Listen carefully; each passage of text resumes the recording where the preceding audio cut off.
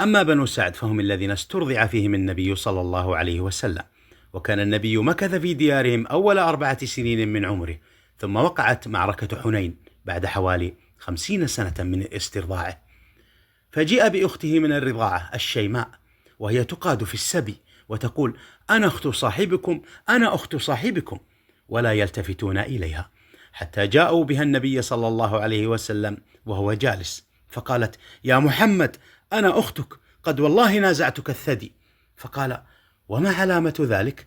فقالت: عضة عضضتنيها وأنا متوركتك ونحن نرعى البهم بوادي السرر.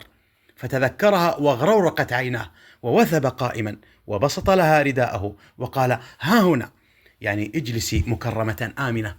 فجلست وسألها عن أمه وأبيه من الرضاعة، فأخبرته أنهما قد ماتا منذ زمن، فحزن وسألها: أين تركت أهلك؟ فقالت: بذنب أوطاس، أي في مفيض وادي أوطاس، ووادي أوطاس يفيض في وادي العقيق، بالتقريب يكون موقعها حول مكان هذه البركة الواقعة على طريق زبيدة، والتي جددتها الدولة السعودية قبل سنوات شمال عشيرة. فهؤلاء هم بنو سعد، وقد تغيرت منازلهم قليلا وانساحوا إلى جنوب منازلهم القديمة.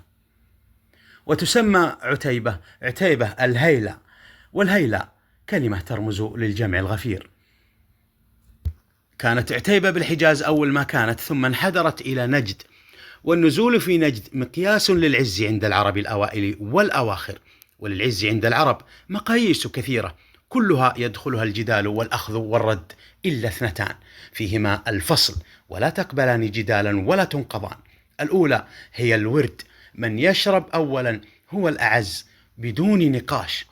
والثانية هي النزول في نجد، ونجد مشاة الإبل وعذاب الخيل، من وجد ضمن حدودها فهو أعز ممن رد عنها.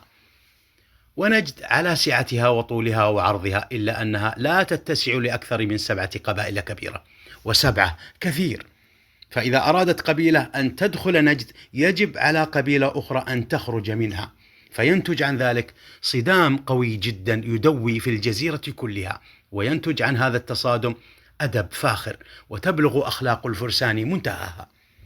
وهذا التنافس والتدافع سنة يعربية قديمة، ابتدأت بكليب وبنزول تغلب في نجد، وختمت بنزول عتيبة. فلما نزلت عتيبة في نجد قالت: يا نجد، والله ما نزلنات بسلوم، ولنتي بورث جدودنا في القدايم.